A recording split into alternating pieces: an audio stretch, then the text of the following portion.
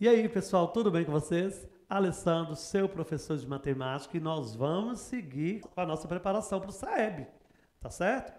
Hoje nós vamos falar do descritor número 2. O que será que esse descritor, qual a habilidade que ele está querendo da gente? Vamos ver. Descritor 2. Identificar propriedades comuns e diferenças entre figuras bidimensionais, tridimensionais, relacionando-as com suas planificações. Então vamos ler mais uma vez? Identificar propriedades comuns e diferenças entre figuras bidimensionais e tridimensionais, relacionando-as com suas planificações. Então, peraí, o que eu preciso saber disso? Eu preciso saber o que é uma figura bidimensional, tridimensional, o que é uma planificação, né, de um sólido geométrico. Então vamos por partes. O que seria uma figura bidimensional? Figura bidimensional é uma figura plana, né? A gente consegue localizar nela largura e comprimento, tá? É o que a gente consegue obter dela. Já uma figura tridimensional, a gente tem comprimento, largura e altura, ou a gente pode chamar de profundidade, né?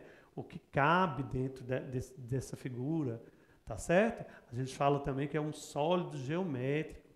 E além disso, a gente precisa planificar. Ou seja, planificar imagina desmontar uma caixa de sapato. Então você pega uma figura, um sólido geométrico e deixa ele plano, né? Deixa ele de uma forma plana.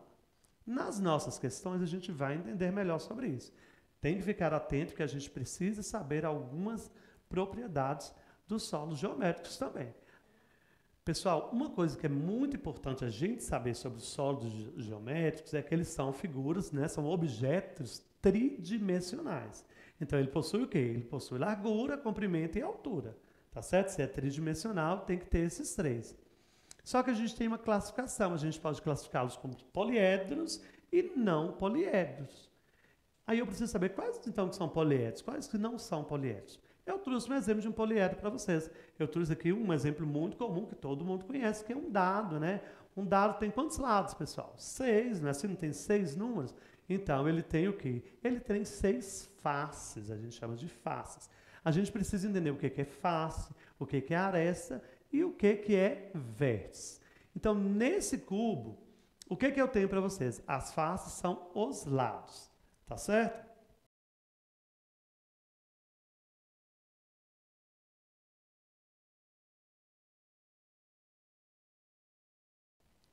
E o que seria, então, as arestas?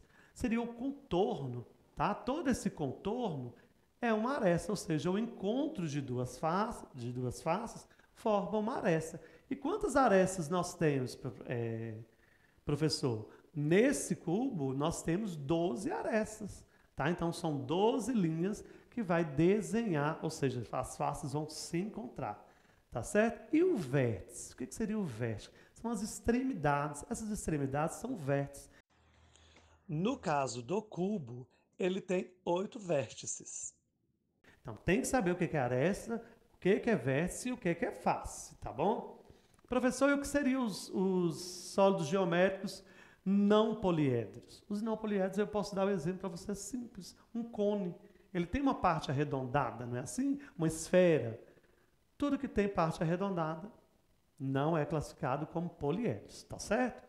Vamos seguir, que a gente vai entender também um pouquinho mais agora sobre a planificação. E se eu fosse planificar esse cubo?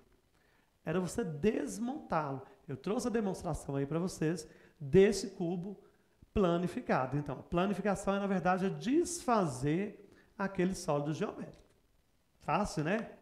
Vamos embora para a nossa primeira questão, que você vai entender melhor. Vem comigo. Questão número 1.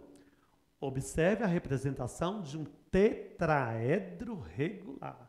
Aí a gente já tem que começar a ficar atento nessas palavrinhas. Tetraedro.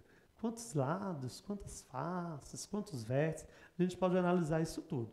Mas, por enquanto, ele está pedindo só para a gente fazer o quê? Para a gente observar. Então, vamos observar. Ele está lá, ele está montado, né? Ele não está planificado. Mas aí a gente precisa saber o que ele quer desse tetraedro.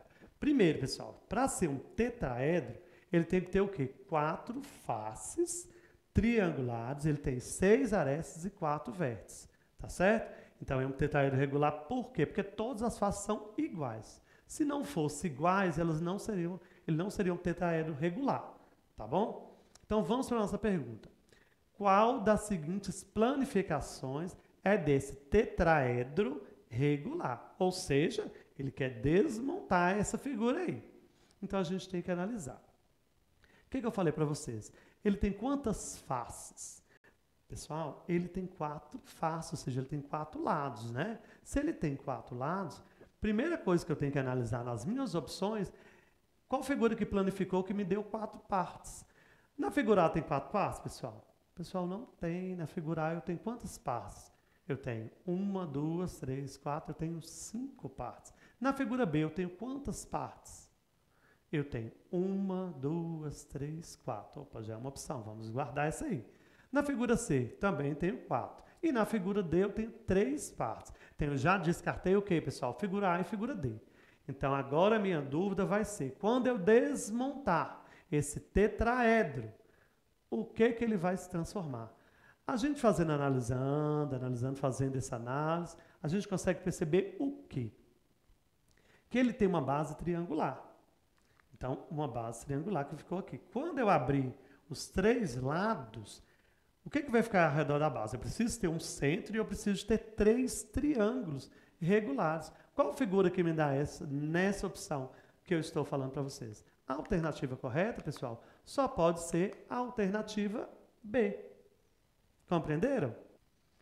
Tem que tomar muito cuidado para não confundir por causa somente dos lados, ou seja, das faces. Tá certo? A gente tem que imaginar essa figura desmontada. Bora para mais uma. Questão número 2. Veja a planificação do poliedro a seguir. Ele já me trouxe agora uma figura planificada, ou seja, ela já está desmontada. Então, o que ele quer saber? Quantas arestas esse poliedro possui? Pessoal, essa questão as pessoas confundem muito. Então, tem que tomar cuidado.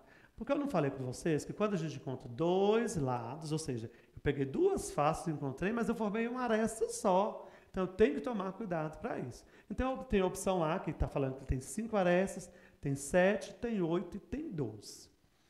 O que eu tenho que fazer? Eu tenho que pegar essa figura e montar ela novamente. Então, quando eu monto, eu já percebo que a base dela é uma base quadrada, né? Então, beleza. Então, é uma base quadrada e eu tenho as faces triangulares, tá certo? Quando eu juntar isso aí, eu vou ficar com quantas arestas?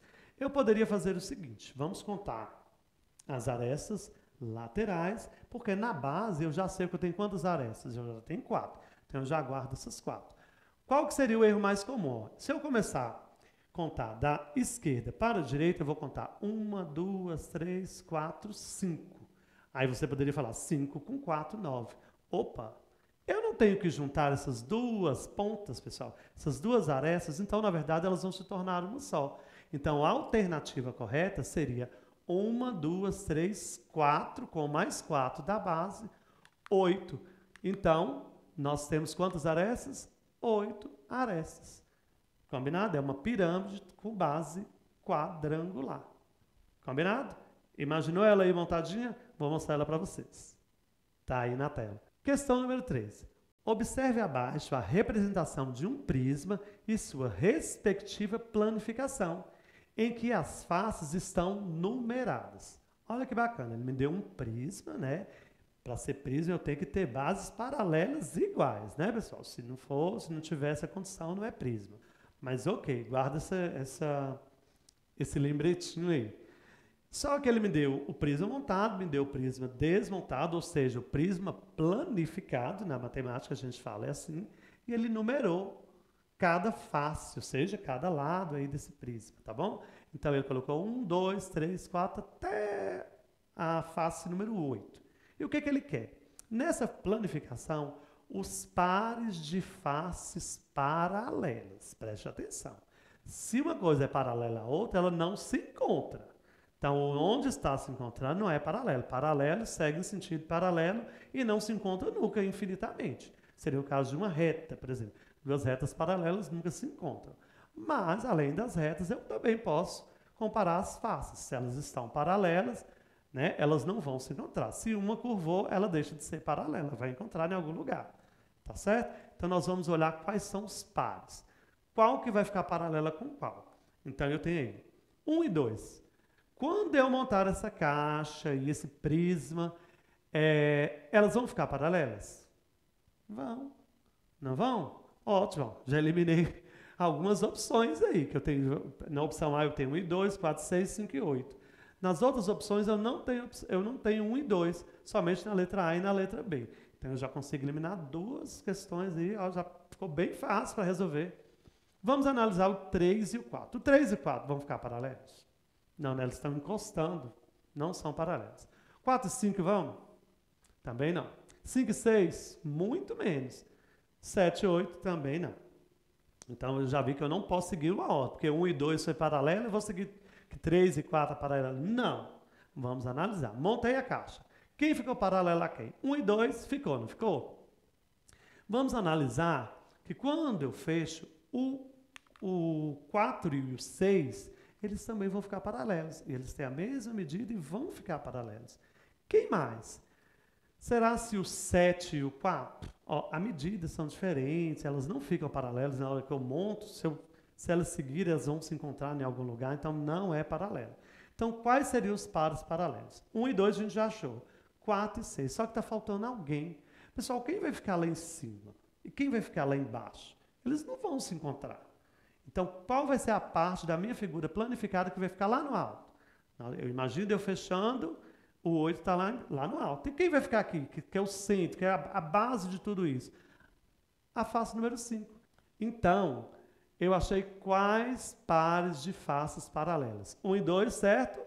4 e 6, certo? 5 e 8, também certo. Qual seria a minha alternativa correta? A alternativa A. E aí, então, eu formei 3 pares de faces paralelas. Ficou fácil? Pessoal, espero ter conseguido ajudar vocês.